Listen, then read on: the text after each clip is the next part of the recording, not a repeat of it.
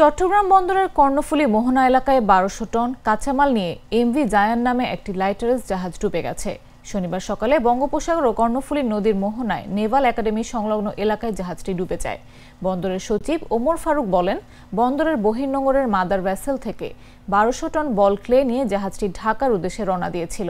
সাগরে লাইটারেসটা ডুবে যাওয়ায় এর সব পণ্য নষ্ট হয়ে গেছে। তবে বন্দর চ্যানেল দিয়ে অন্যান্য জাহাজ চলাচলের ক্ষেত্রে কোনো সমস্যা হচ্ছে না বলে জানান তিনি। জাহাজের এক শ্রমিক বলেন, শুক্রবার রাতে জাহাজটিতে যান্ত্রিক ত্রুটি দেখা দেয়।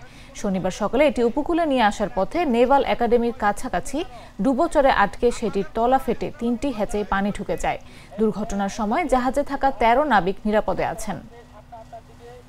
এই দুর্ঘটনা কবলিত হয় সুকান তেল করছে। গত রাত্রে এটা দুর্ঘটনা কবলিত হয়ে এখানে পড়ে আছে।